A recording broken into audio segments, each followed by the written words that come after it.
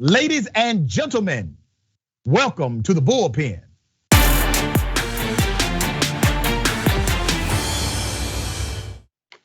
All right, he's back. In the Bullpen today, I have attorney at law, Los Angeles attorney extraordinaire. All right, very popular guy. We have attorney Kurt Schlichter.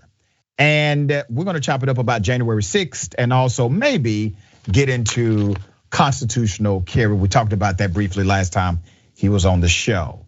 Kurt, attorney, good to see you again, brother. How are you? Dr. Richey, thank you so much for having me back. I had so much fun the last time. It's always good to talk to somebody who maybe doesn't agree with everything I think. I think that's where we get to the truth, right? I hope so. So we're gonna give it a shot, all right? I don't want to presume what you know or believe about these topics. Let's start with January 6th, since we're in the anniversary week of that terrorist attack. What are your thoughts about what happened? And then I will share my sentiment.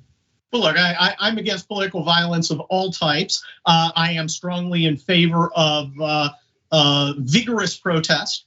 What happened on January 6th has been blown out of proportion, utterly and completely. It is not on par with 9/11 or on par with Pearl Harbor. Maybe I'm a little biased. I was with the Army on the streets of Los Angeles and South Central, helping reinstall peace during a real riot, which lasted many days and left almost 60 people dead.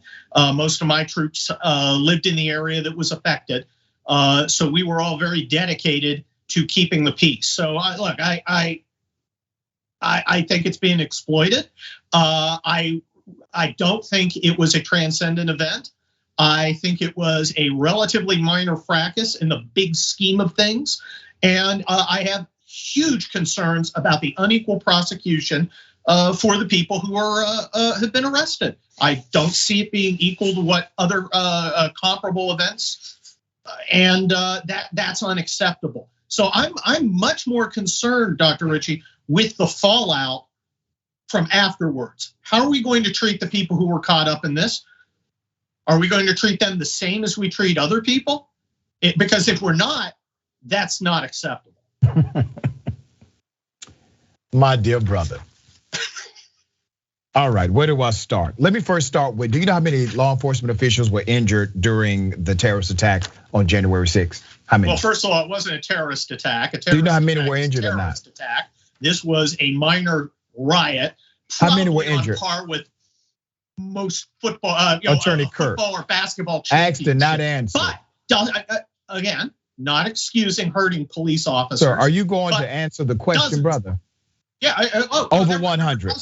Over 100 law enforcement personnel were injured. Now let me go back to your original proclamation that this was not a terrorist attack. What's the definition of terrorism? A terrorist attack is a politically motivated, violent action designed to inflict fear and change policy through fear. There you go, I think brother. That's a good, useful definition. All right, that's the working legal definition. Basically, the use of criminality, violence, and intimidation to civilians and non-civilians in order to impact a political outcome. So you basically have it. Definition. All right, that's a fair definition. Now, how does that definition, Attorney Kurt, not square with the political violence? We just admitted, you just admitted on my show, 100 cops were actually injured. You just admitted that that's violence. Well, that's a fact. How can I not That's right. admit it? So how is it that terrorism, you said it's not terrorism. No. Terrorism is the use of violence, the use of intimidation, the use of these methods in order to affect a political outcome. You don't get more political, brother, than the certification of a United States presidential election. They were trying to stop that process according to their expressed intent. So how is this not terrorism based on the definition you just provided to me? Well, first of all, you have to accept your premise that they were attempting to stop the count. I think a lot of them were attempting to simply go there and make their voices known. So what was the mantra being chanted by those thousands of thousands? What was the mantra being chanted? What was the mantra being chanted by thousands? What's your contention? It was stop the steal. Remember? Yes. No. What was the rally called? Hold on, brother. Are they supposed brother, to not these are simple questions.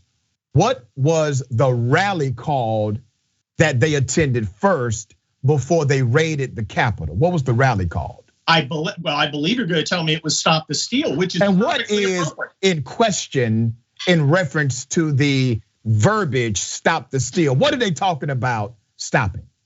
There is a justifiable suspicion that many formal and informal violations of norms and possibly laws connected with the 2020 election existed. Now, are elections political?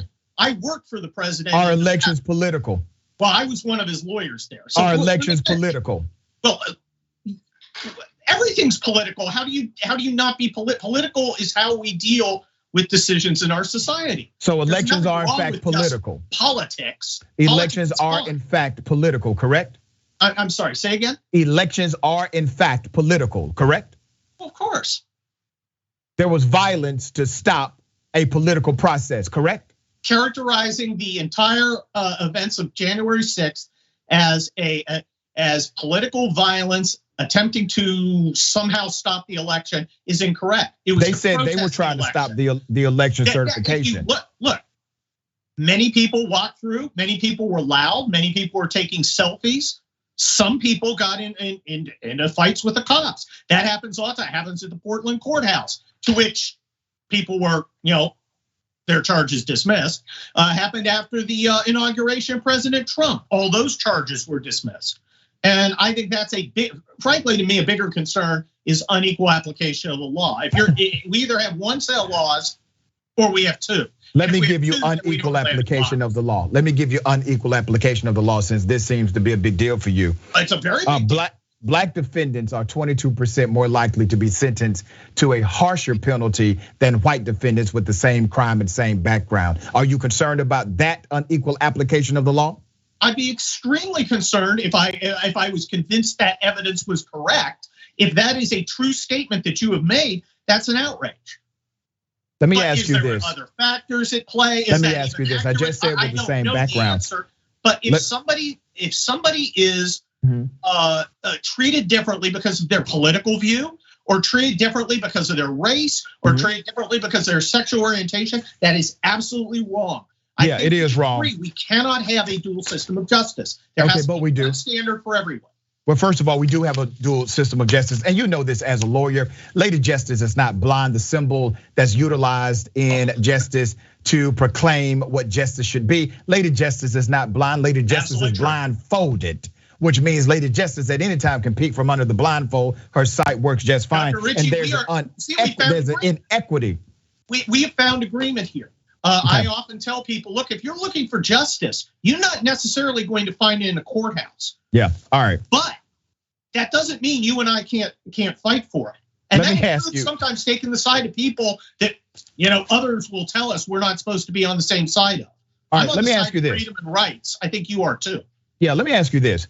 I believe those that stormed the Capitol committed not only criminal trespass, destruction of property, physical assault on police officers, went there armed, went there with bombs, went there to do actual violence. I think they absolutely should be dealt with in a harsher way. You think they are being dealt with too harshly. But let me put another perspective in front of you.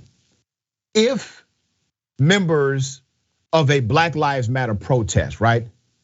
If they were protesting because, let's say, Donald Trump won the election, and they did not believe Donald Trump was legitimate in that victory, and they decided to take a rally to the lawn of the Capitol, illegally enter the Capitol, break windows, scale the walls, break into offices, physically assault over 100 officers, and deaths are created from their movement, would you blame them or would you defend them on my show? Well, look, I don't have to go out. I don't have to think of that as hypothetical, because that sort of thing did happen. We had Antifa and Black Lives Matter riots all over the country that did hurt people and did lead to deaths. Sir, first of all, that's a ridiculous answer and a false premise. But I believe it's Kurt, are you going to answer? You can't lawyer me, brother. Are you going to answer the question?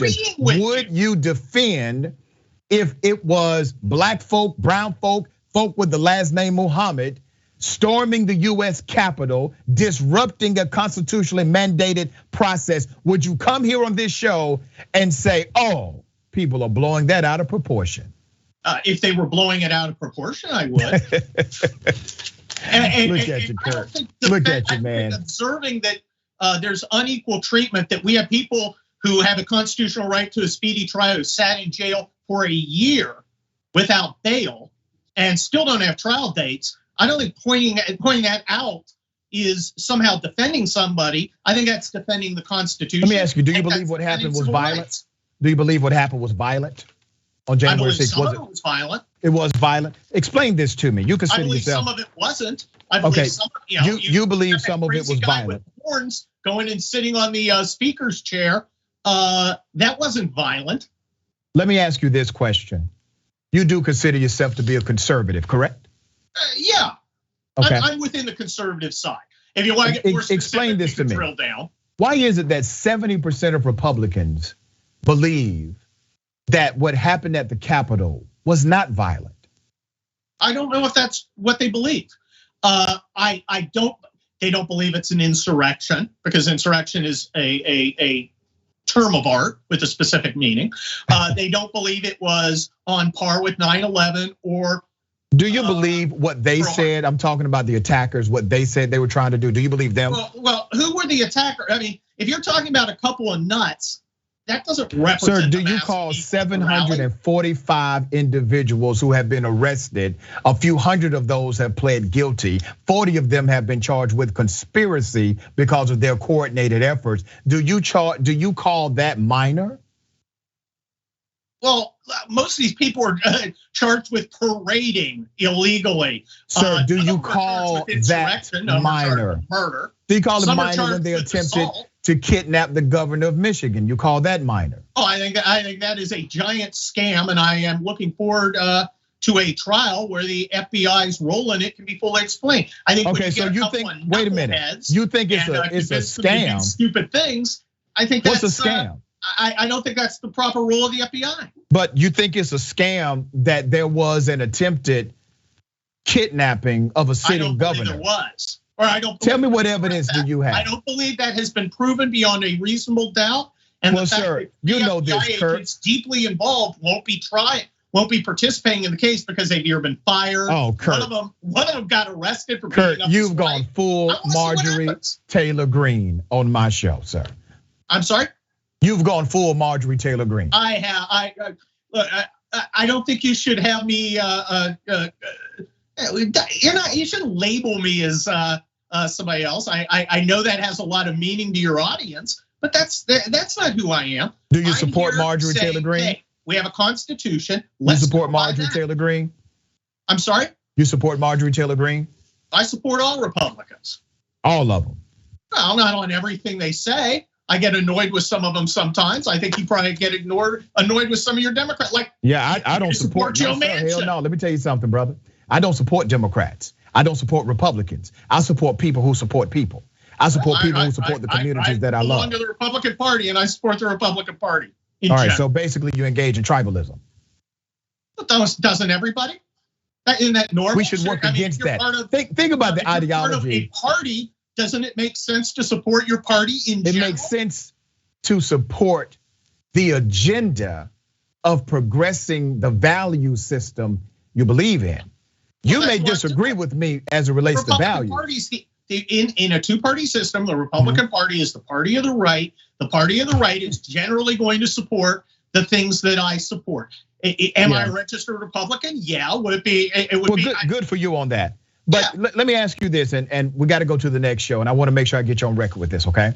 Sure. So in your estimation, terrorism is in fact violence in order to affect a political outcome. But for some reason, go ahead. Violence to cause fear among civilians to cause a political outcome. Yes, that is a. Now, according to the definition that you've stated, which by the way is 90% accurate, according to your definition that you've stated on the show. That's good. We could look through it. We could look through the United States code. But that does in fact fit what happened on January 6th. The reason why I keep bringing this to your attention is because we have to call a thing a thing. We have to be very honest about what happened on January 6th. The sentencing of these individuals, even the chief district federal judge said what they did does not fit the deals that they are being given, because these deals are basically cookie cut deals, and these plea deals do not match the severity of what happened on that day. This was not simply a protest gone bad. This was a coordinated effort at top to bottom. They wanted Mike Pence to do something. They wanted this ground game to do something. They wanted to stop the Electoral College from being certified. That, sir, is political. So how do you say this was a minor thing and people are blowing it out of proportion? We're talking about the very foundation of democracy in the United States of America. No, we're not. It was a protest. Some of these people got out of hand. Some of these people went in areas they weren't supposed to.